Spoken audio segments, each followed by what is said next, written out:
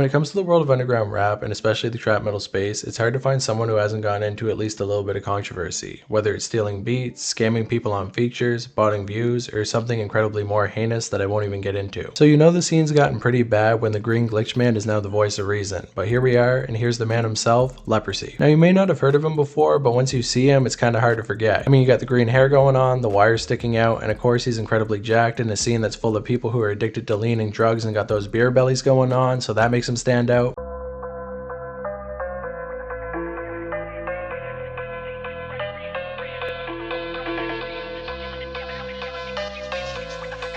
But it's not only his looks that get him noticed, because he also has a very unique style when it comes to his music. It's called cybertrap or glitchcore, and basically what he does is he glitches on the beat, he adds a bunch of different type of vocal patterns, and it makes for very unique music.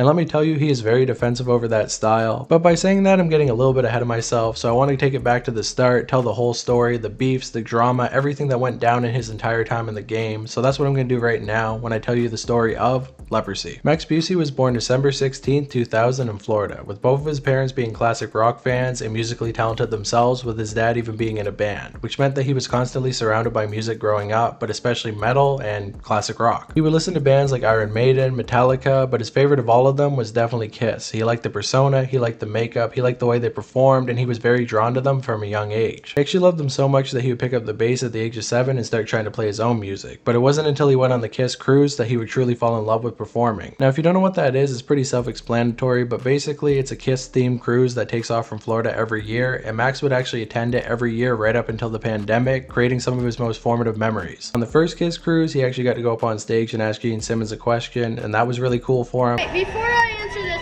I have to say one thing. This is the greatest day of my life. I have always wanted to meet Gene Simmons. But it wasn't until the third annual Kiss cruise that he actually got to perform in front of people. He joined the Battle of the Bands, and then he got up on stage. There was like 1,000 people in the audience, and feeling the energy, seeing people's reaction to him made him fall in love, and after that, he knew this is what he wanted to do with the rest of his life. So heading home with a new invigorated love for music, he put down the bass and picked up the electric guitar and tried to start up his own band. But unfortunately, it didn't really work out. Kids would say they would join, then they wouldn't show up. It's every excuse you hear for every garage band. People say they're going to practice, but when they show up, they don't actually want to play music. They just want to hang out. They don't want to get on stage. They don't want to perform. They fight over what songs they should play. So time and time again, every band that he would try to form up ended up falling apart. Luckily for him though, his dad would ask him to join his own band after they lost a member, so he got to perform again, but he was growing tired of working with other people. They wouldn't have the time to perform, practice, they'd be lazy, they wouldn't show up. This is a pretty common theme when it comes to bands, so he wanted to make his own solo music. But he had never really seen it done before, because usually you need somebody to play drums, somebody to play guitar, somebody to play bass. Sometimes the vocalist and the guitar player can be the same person, but you still need at least 3 people. So the only place to turn was to hip hop, which he didn't really respect. He thought it was all gangster music. Everybody in his school that listened to it was posers, and of course being a metalhead, he just naturally hated it. He did like Wu-Tang, but for the most part, it just wasn't his thing. But that was until his sister introduced him to Young Lean, because seeing this dorky kid performing his own music, making it in his basement, recording his own videos in a DIY type of style, not DUI like I said last time, really inspired him to start making his own music in the same style. But he might have taken just a few too many notes from Young Lean, because he actually ended up naming himself Young Boosie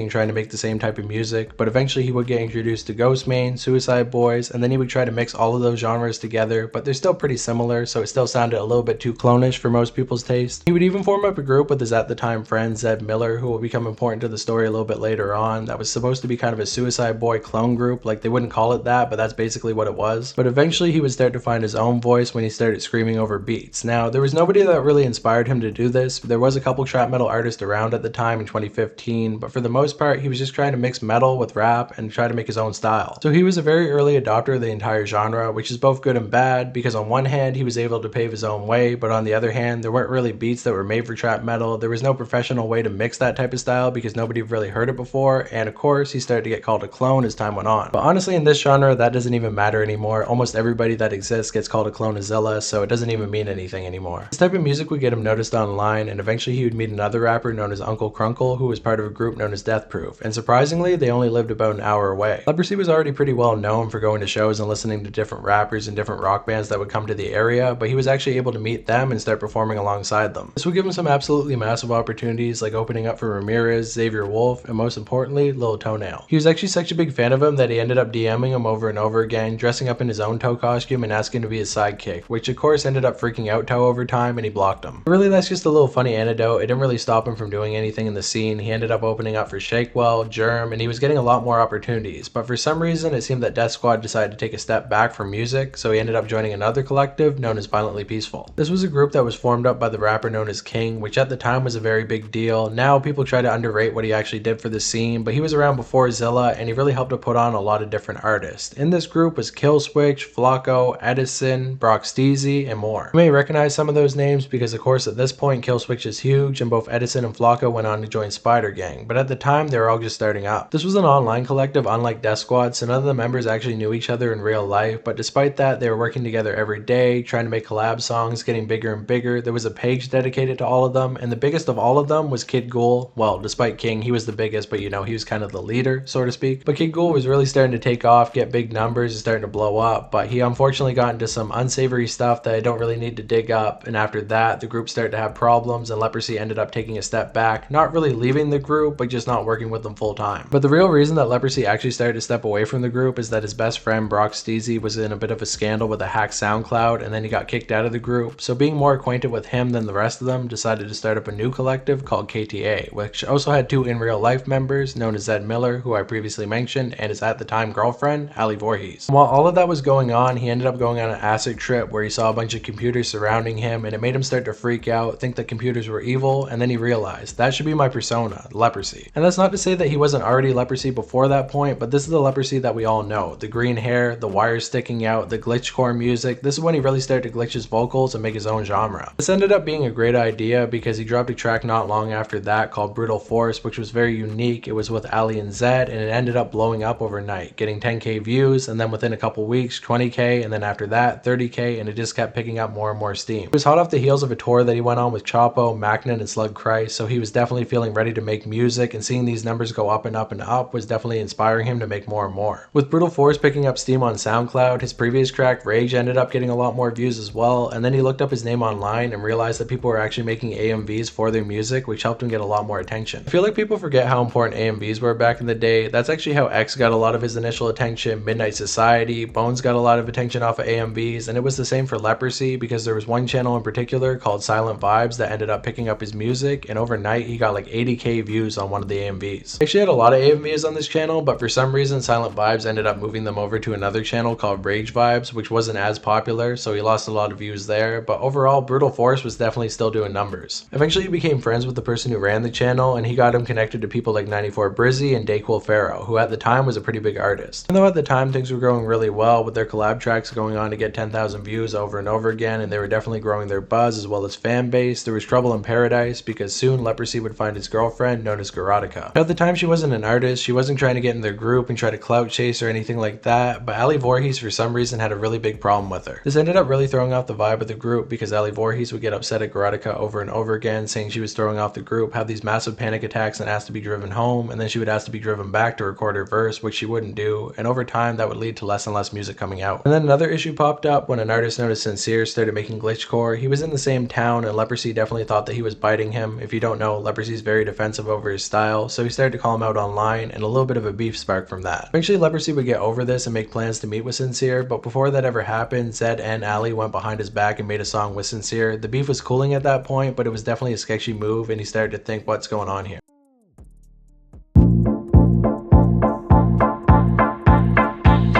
And even worse, Ali would start to shade him online, always sneak dissing him on Facebook. He tried to ignore it, but eventually got to the point where he couldn't take it anymore, and he decided to call her out. I would have never brought it to that so personal if you wouldn't have mentioned my girlfriend either and call her shit like that. Like, what the fuck, bro?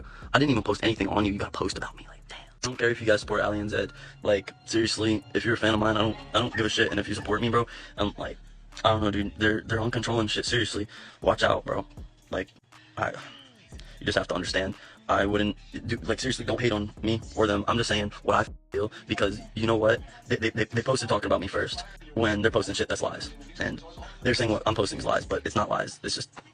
And after that, Ali was dead set on destroying his career, going to everybody that he knew, every collaborator that he had, calling him a bad guy, calling him homophobic, calling him out on his story, going at Garotica, just basically attacking him in every way that she possibly could. This somewhat severed the connection between King and Leprosy because Ali would go to King and tell him that Leprosy was actually a bad guy, and he was already dealing with a lot of problems around the time, so he didn't really want to mess with that. They ended up slandering him so bad that he wasn't able to perform anymore, he wasn't able to do shows, he wasn't able to find collaborators, everything was really falling apart. And worst of all, and weirdest of all, Rejected Reno and Doomslayer would get involved in this and start going at him and his girlfriend. I don't really understand why that happened, but it's really weird. Okay, so initially I wasn't going to say what Reina did because I didn't want to bring the past up. I didn't want to put Garotica or Leprosy or anybody in a bad situation and spark up beef. And usually I don't care, but it's what Rejected Reno said to Garotica that makes things so strange. But seeing as how she's putting it out herself and calling him out, I think it's okay to bring up now. Okay, so to be fair, Rejected Reno was 14 when he said this, but at the same time, Garotica was also underage, so it doesn't really make it any better. And Rejected Reno basically said that he was gonna R-word Garotica. Is this an edgy joke? Maybe, but honestly it just comes off as really weird. It seems like he was trying to diss and he did it in a very strange way. You shouldn't be saying to anybody that you're gonna R-word them. That's just out of pocket, weird, strange. It's old at this point and I can see why you wouldn't want to bring it up, but I mean, you should have said sorry at some point. You were 14 back then, you're not 14 anymore. Like, dude, that's but yeah, here's the messages here, and yeah, back into the story. Even worse, Zed Miller, his at the time best friend, wouldn't stand with him whatsoever, wouldn't try to help him out, he didn't try to stop his girlfriend, he just sat there silent and watched his friend's career get completely destroyed over basically nothing. But in the weirdest turn of events of all time, he actually became best friends with Sincere, they ended up squashing their beef and really bonded, and then he started up a new collective called Mutantz with Garotica, Sincere, and well, himself. Rocksteezy was also kind of part of it, but eventually he ended up quitting music and completely disappearing off the face of the earth, so I can't really say too much more about him, but hopefully he's doing well. I also want to mention that Leprosy never really left VP, it's just that Young Rare was the only person around telling the story. People saw King as this crazy guy, this big gangster who was destroying everything, and nobody really knew that Young Rare was, well, what he is. So Leprosy didn't really argue, he just went along with it. He never really renounced King or tried to call him out, but he basically just said that King's going away for a long time, it seems like VP isn't around anymore, Killswitch blew up, Flacco kind of blew up, joined Spider Gang, so he's like, I'm going to put all my effort into Mutantz, and it actually kind of worked out because they got quite a few songs that really started to pop off on SoundCloud even after all the cancellation. Together they started dropping tracks like Gut Big, Cut, Sluts and Guts, and a bunch of other tracks that really started to pick up steam. They even dropped a project together which was kind of a half and half thing. Half the songs were on Sincere SoundCloud and the other half were on Leprosy's, and the group ended up dropping music together all through 2019. But eventually Sincere would go to school for photography, the pandemic would break out, so that caused a lot of problems. Leprosy got red pilled and started saying a bunch of crazy stuff online, and the entire scene as a whole was definitely changing. Leprosy never really got on TikTok or got on that wave, and he was definitely still known for being a really sick feature. Every time he showed up, people would listen to his music, but his face was starting to get a little bit forgotten within the scene. Even though Mutantz was starting to fall apart, it didn't stop him from creating a new version of the group with people from all different countries. This is actually how he met Goat, which if you don't know who that guy is, that's the guy who called Sos Mula the N-word. The two of them ended up dropping a track together. He even got on a couple tracks with Cameron Nazi. He was working with Subjects. He was making big moves, but he was never really able to break through into the mainstream and make enough money off of music to live off of. But that's when Young Rare comes back in the picture and gives him $1 million opportunity. See, Leprosy was already working with an artist at the time known as Undead Poppy, who's mostly known for having a feature with Sos Mula. He has a couple big videos on Trash, and he's kind of on the same level as Leprosy, but when Young Rare came into the picture, told them that they could make full-time money off of their music if they only listened to him, and they started working on a collab EP with 3 songs that would officially get them put into the mainstream, blow them up on TikTok, because at the time Young Rare was already pretty big on TikTok with his song Moshi Moshi, but it was all talk because all he did for them was try to set them up with this weird plan, and then he was going to make the album with them, but he wouldn't get on the features, and he became very distant, calling them once in a while, but just not making music at all. This came off as really strange to them because after all, this guy just got a pretty big hit on TikTok, he has some songs doing numbers, why would he not want to drop more music and get more success, grow his influence? It was almost like he was trying to sabotage his own career, and why was that? Well, they would soon find out when I came into the scene and made my video exposing Young Rare for exactly what he did, and then after that, Leprosy actually ended up hitting me up and saying, I don't really know what happened, can you explain it to me? And all the truth came out. Leprosy just kind of quietly walked away from the group. He never really shaded Rare, never really said a whole lot about him. He ended up getting connected with King again because now that the truth was out that he wasn't really who everybody said that he was, he wanted to be a member of VP again. A lot of people saw this as backstabbing, but I mean, with the shit that Young Rare did, is it really backstabbing? Would you want to work with somebody like that? He's not the only one that left Rare behind because Zero Thrash, sorry dude, I didn't know I was saying your name wrong all this time, also ended up working with King, and for a while it seems like things were going to be chill, but then Young Rare came out with this whole expose going against King, King. Zero Thrash ended up not working with King anymore, but Leprosy stuck to his guns. You can say what you want about the guy, say he's disloyal, but after he sided with King, he ended up still working with him, and he still works with him to this day. He's still MVP. I mean, I know a lot of people are like, oh, he's a two-timer, he's working with King and Young Rare, but that was never the case. The mixtape that they all worked on together never ended up dropping. Undead Poppy tried to resurrect it for a little bit, but it didn't end up working out, and after he found out what Rare did, he ended up scrapping it as well. And that pretty well brings us up to the modern day. Leprosy is still working on music, he's working with VP, Mutantz is still active, he's still with Garotica, and for the most part, he's just mowing lawns, chasing children, he's on crutches right now, he's doing crazy stuff. What a fall off, honestly, but no, for real, he's still putting in work, and he didn't let any of that stuff sway him away from making music. And I know what you're gonna say, he never hit those big time levels, but I don't think it's too late. He had quite a bit of success just on SoundCloud, he does his own videos, he's working with Sincere again. It seems like he's really making big moves, and I for one think he can have a big time comeback. He's also a really nice guy as well. Despite the way he looks, he's very humble, he makes music and he just loves doing it. He gives people free features a lot of the time because he just likes working with people he likes to work with. You know, he works with basically anybody because he still works with my trash ass, so what can I say? He's a cool guy, he's humble, and there's not a lot of people like him in the scene, so if you want to check out his music, definitely do that. I'll link it below. Shout out to him, shout out to King, shout out to Violently Peaceful, and if you like the video, make sure to subscribe, hit a like on it. I also got a second channel called Twisted Society where I do some interviews. I've interviewed him, I post some of his music, so if you want to check it out there, see the visuals, see the cool effects, that's definitely something you can do. And I got a Patreon, I'm out here panhandling, so if you want to give me a buck and help me get off the street, then that would be much appreciated. But no, for real, shout out Knife King, thank you for watching, talk to you next time, and we're on to the next. Peace out.